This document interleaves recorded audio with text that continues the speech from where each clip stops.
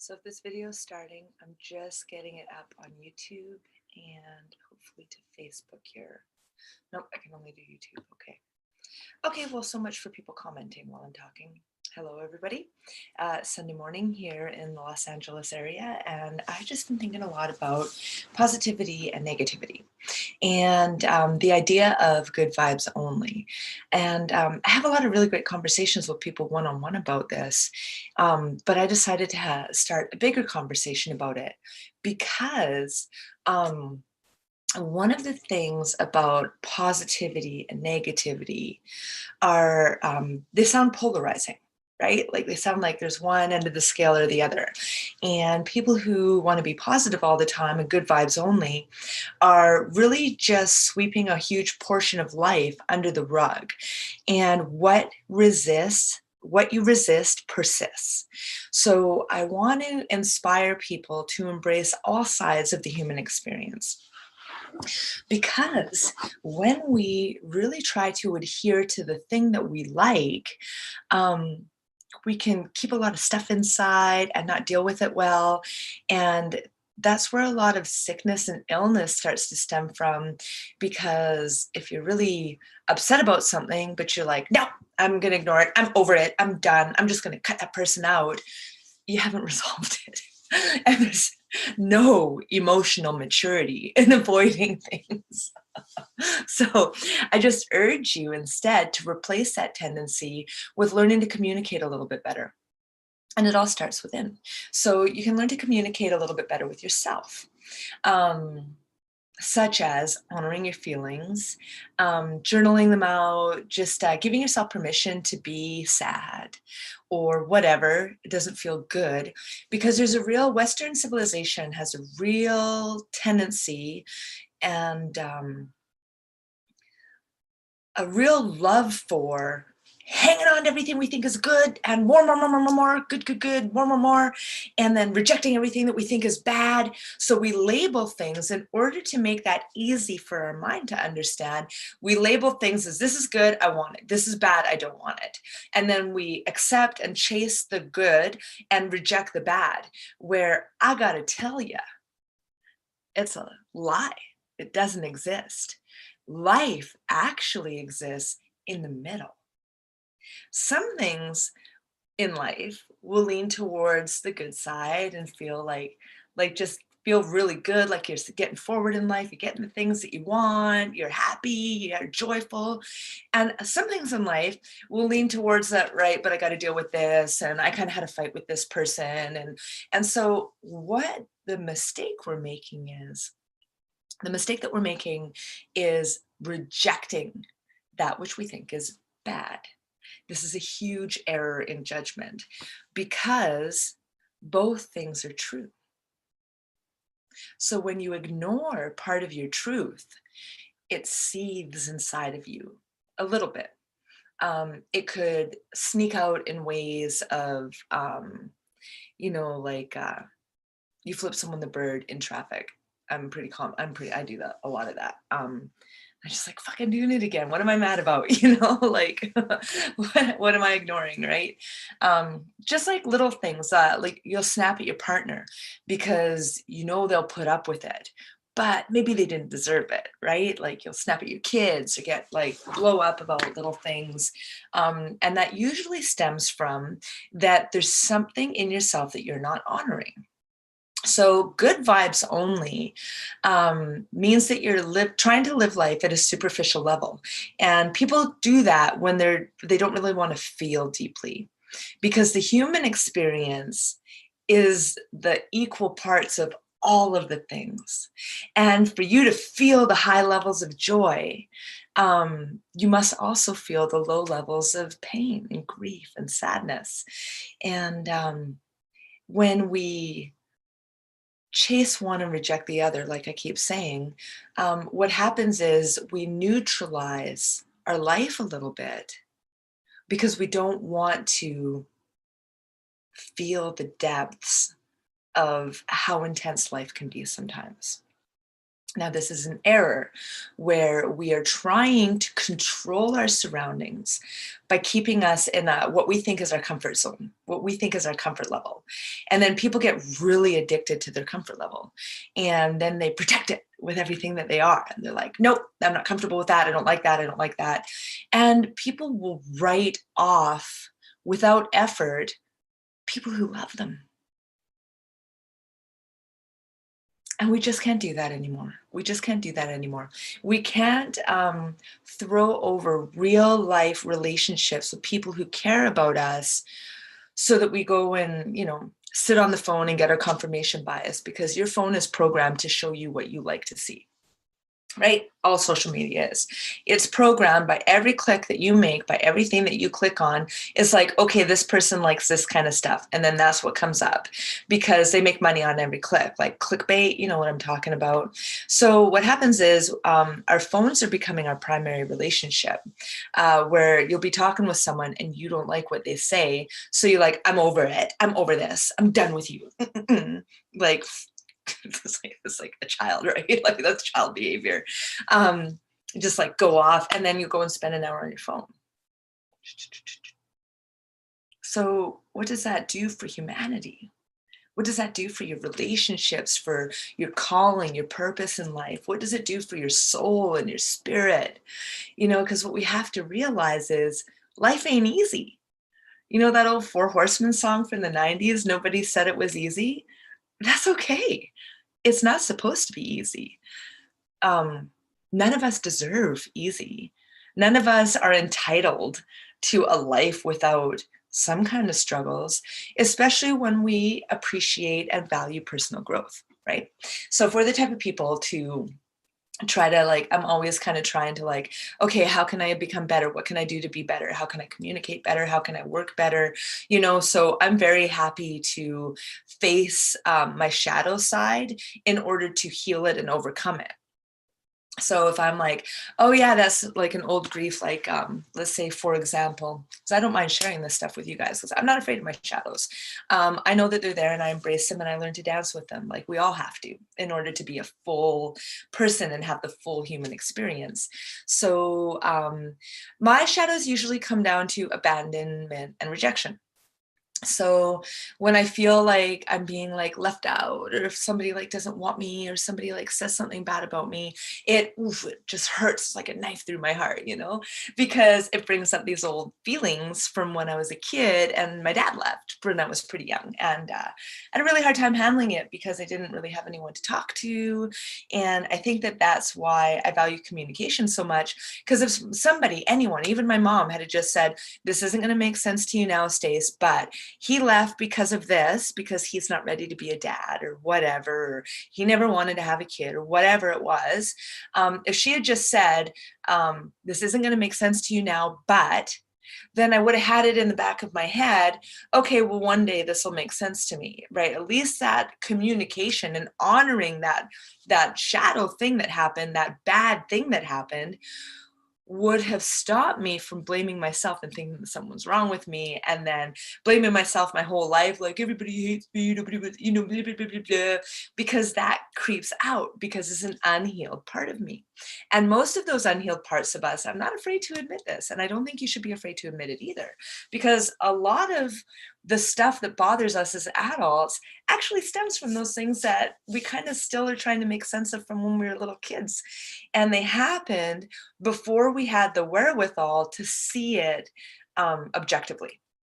So now that we're adults, I'm in my 40s, now that we're adults and we can look at things objectively, we can look at all sides of the things with equal bravery, because we know that this too shall pass. The great things come to pass and the bad things come to pass. And everything is just part of our experience as it comes up. Now, what I want to inspire for everybody today is, please heal your tendency to label things as good or bad to protect your little comfort zone, because this little comfort zone is holding you back from the fullness of life. Because life is really freaking cool, from the wonderment of nature and from just enjoying sunsets, and life is amazing. but we're restricting our life experience to the few people that make us feel good, and the few things, like our phone and our computer and our email, these few little things that we feel like we have control over. One of the reasons that we feel safe in this little area in our little bubble here is because we have to honor that the world's going a little crazy right now. And all of us feel a little bit out of control and disempowered.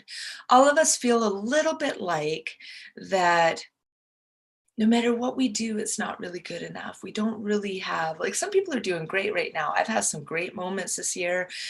These tassel needles coming out is amazing. And I've had some really hard moments this year. Um, and the whole thing is that that's just part of my life experience. And I refuse to judge these things based on whether or not I like them, based on whether or not I prefer them, because I'm just a passenger most of the time. I actually had no choice over COVID coming. I actually had no choice over Trump closing the borders and getting stuck in Amsterdam, which was a beautiful part of my life. But that could have gone either way because I was staying with strangers when the borders all got closed. And it seems like another lifetime right now. But these strangers, had they had like a negative mindset, where they're like, oh, we've got this person here and like she's like infringing in our little bubble, and like we just really want to get back to our lives, and this woman's from Canada and she lives, like whatever. But that's not how they chose to handle it. They chose to also take the good with the bad. And they're like, well, I guess we live here now. I guess we're all family now. We got a family of 5 because it was a couple with 2 children. And and the kids did really good too. They were like, when are you going home, Stacy? I'm like, that's a good question, but every time you ask me that, it makes me want to stay longer. Like just trying to enjoy the things that could be viewed as a negative thing, and just trying to make the most out of everything as it is. So rather than minimizing the negative side of it so that we can reject it and disempower it, or um, just make it seem like less of a big deal. We're like, it is a big deal and we're going to enjoy it anyway. So, like all the things that we go through in life, the best way to view them is if you can challenge yourself and shift your perspective to say, there's a lot of people going to have to close their businesses. There's like an attack on the economy happening right now. And a lot of people are, it's like sometimes it feels like an attack on small business and independent earners. um, and I know it's like due to this big thing, but I don't really believe that it has to close small businesses, but we're seeing small businesses close. So let's just talk about that for a moment, because that sucks. And there's no other way to really look at it other than that sucks. So rather than ignoring how much that sucks, if we kind of embrace the suck, then we can go, okay, so this is happening and it's out of my control, and how do I make it beautiful? How do I make it beautiful? So if this is happening and it's out of my control, and it's a risk that we take as small business owners, we take all kinds of risks every day. So rather than just pretending that life is only good, and let's just honor how much it sucks. And if you have somebody in your life that's going through something like this, and they're like, this sucks, here's what I really want to address. I would love to challenge everybody out there, to embrace that person that's going through the suck. Because the danger of good vibes only is if you don't prefer something, or you don't enjoy the way it feels, or you don't like the way it feels and you reject it, that person is robbed of your friendship when they really, really need it. And good vibes only might make you feel good in the moment and bury your little head in the sand, but we're a social species and we have to be there for one another. So if you were going through something really, really scary, and it was just more than you've ever had to deal with before, and you don't really know how to handle it, and the people in your life are like, you're being negative, and you're like, I'm just having this experience and I need some help. I need some support. I'm really angry. I'm really scared. I'm really whatever. And I just really need some support because I'm not seeing things clearly right now. That's why communication is so important. That's why I started this talking about communication, and it starts with you.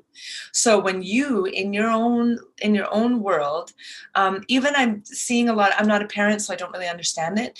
But I'm seeing a lot of people like homeschooling, and they're like, "Oh my God, just take these kids back already."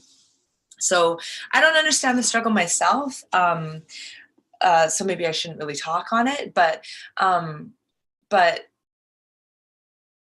there is a way to make that beautiful. And if you're struggling with it and you try to talk to another parent about the struggle together, when you guys come together and meet your heads together, like, because we're stronger together. I was like, this analogy isn't really working out for me. I'm sorry. But when you come together and you're like, hey, I'm having this struggle, the other person has a chance to go, me too. Oh my God, I don't know how to talk about this. I don't know how to deal with it. And then you guys, by sharing that struggle, ease the burden for one another. So if you approach that person coming to you with good vibes only, you are carrying your burden in full, and so are they. Where if you guys come together and talk about it, then you might start thinking about, okay, yeah, I feel like this. Oh my God, I feel like this too. And in honoring those feelings and being okay with those feelings because somebody else sees you and acknowledges that struggle, then you're not alone in it. And when you can just be that for a split second, there can be a shift in perspective where you can go, okay, well, what can we do about it? What can we do about this together? That's where that power comes from, in sharing each other's struggles. And you won't access that moment or that power, that empowerment, or that help, or that acknowledgement, or that being seen and heard and valued if you adhere to good vibes only. It robs you of that. You see what I'm saying? It robs you of that. And since we're going through a tumultuous time as a collective, where we don't really know what's going to happen, we don't really know what's coming down the pipes, do we? There's some pretty scary thoughts out there going around: martial law, forced vaccines, all this stuff. There's a lot of things being spoken into existence that are very disempowering to us because we wouldn't choose that for ourselves if it was up to us. You know what I mean? So since we're going through this as a collective, I think it's the first time in all of history that pretty much everybody on the whole planet is having a shared experience. In different ways, of course, But we are having a shared experience, aren't we? So when we start thinking that it's like just all about us and we just want to, I'm dealing with enough shit. I'm going to like separate you and I'm just going to have my own little struggle by myself. You might be missing a very important part of the human experience, which is togetherness, unity, community. So as you go through your day, your week, your month, the rest of your year, I just want to urge you to sit in your feelings for a moment. There's so much power and wisdom in just being able to be like, I don't know, be scared. I might lose my business. What would I do if I lost my business? Or some people are losing their homes. Um, and it doesn't look like there's an end in sight just yet. So it's okay to be scared about this. It's okay to be frustrated and angry. You put so much time into building this life for yourself, and then your livelihood is threatened a little bit. And I just think it's so important for us to just sit for the moment and take a look at the big picture. And okay, this thing is happening. And then being like, I'm scared.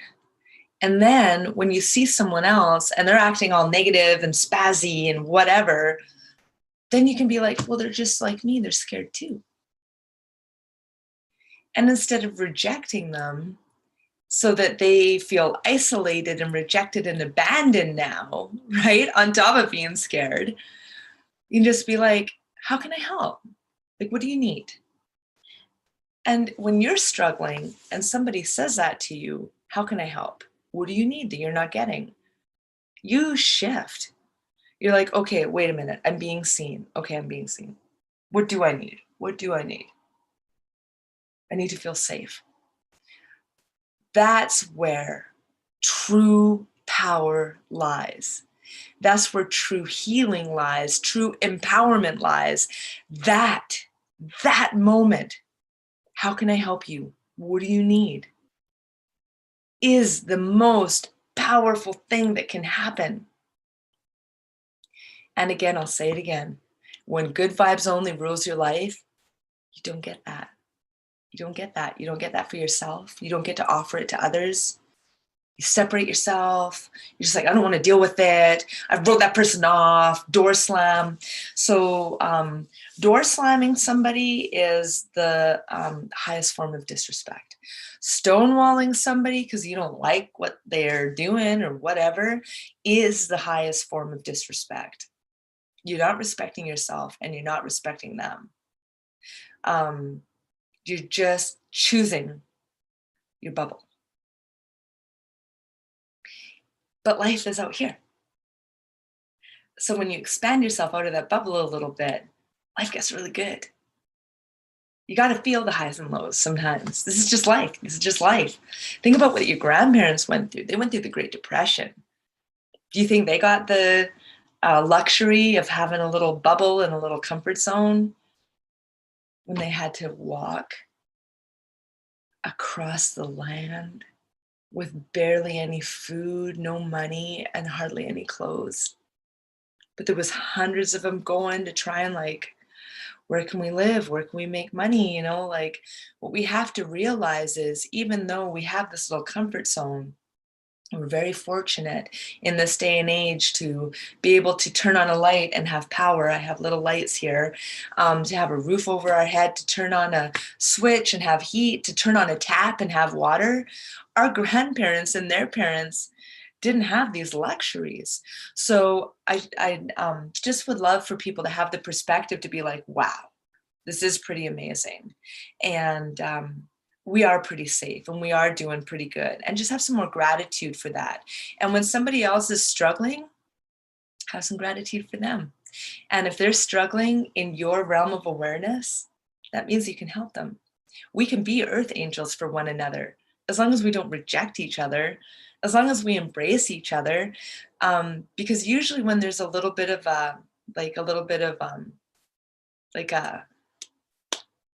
friction, if there's a little bit of friction with the person in front of you, there's a lesson there. And they might help you expand your awareness or help you step into your gifts and your calling and your purpose in life. And when you reject them, you rob yourself of that. You know, so that's all I want to say. Positivity doesn't come without negativity. You can't choose one over the other. We're not that lucky. We do have a lot of control in our lives, but the things that we would like to see and label as bad or negative are often the most freeing and empowering things in our life. So just embrace it all. Embrace the tears, embrace the laughs, embrace the people that you love and admire, and embrace the people that you don't love and admire, because maybe they love and admire you and they need you. And maybe they love you, and maybe you need that love more than you realize. And we all need each other. And I just want us to get over ourselves a little bit and realize how amazing we all are in our own little ways. So for me, I'm not perfect. I'm not organized. I'm not organized. I'm passionate, and some people choose to see that passion as intensity, you know, and but like, so well, and like say yes and rather than no but, right? So I am these things, and I'm creative and innovative, and I have energy to put behind making change and creating things and bringing things into light that really didn't exist before. So all of these things make up how I am and what I have to offer. So when people try to reject the parts of me that they don't like, they're missing the parts of me that they do like. You know, they're missing the parts of me that have this energy. Let's make this awesome thing happen. Let's start a team. Let's do this. Let's make life better for breast cancer survivors. You know, that's kind of where my focus is right now. So for the people that reject the part of me that they don't like, that I'm unorganized and impassionate, which kind of comes across as intense, then they don't get to benefit from the things that I have to offer them.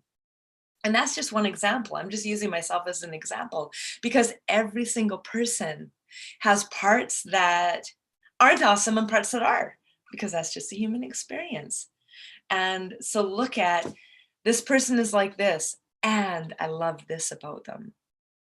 Because our tendency to embrace the positive stops us from seeing the fullness. That's what this whole thing is about. That's what life is about. You can be like, that person's like this, and they're so amazing at this. And they're so amazing at that. And I love the way they do that. I love the way they articulate that. I love the way they see this. So I find that the people that I find a little bit abrasive, I develop a sense of curiosity about them, where I'm like, this person's got my attention. What am I going to learn about them? How can I help them? Or what can I learn from them? This person has my attention. I see them. They got my attention. Okay, I see it. They're in my realm of awareness. What's going on here? And develop a sense of curiosity and be like, what more is there to this story? Right? Rather than being like, I'm too busy to deal with this, and off I go. And then you miss what you could learn from that person. So become a student of life, develop curiosity about everything, develop a sense of curiosity about yourself. What am I feeling? Where is this coming from? What is this person bringing out in me? If I don't like the feeling of it, maybe it needs some healing, and this person is a huge blessing. So I can look at this with a magnifying glass and see, where is this coming from? What can I learn about myself? What can I heal? What can I let go? And what do I love about this person? What inspiration? What inspires me from them? How are they inspiring me? What do I love about the way that they're living their life that I would like to incorporate in my life? That, my friends, is a life worth living. That is a life well lived. An unexamined life is not a life well lived. When you start examining these little things, life gets so amazing. Then you start examining the sunsets and our tendency to appreciate certain things and all of that. So as you go through this week, month, year, like I'm saying, just develop a sense of curiosity and just love people for exactly what they are in that moment. And love both sides of life. Love both sides of your life. Love both sides of the life that we are all in together. I love you.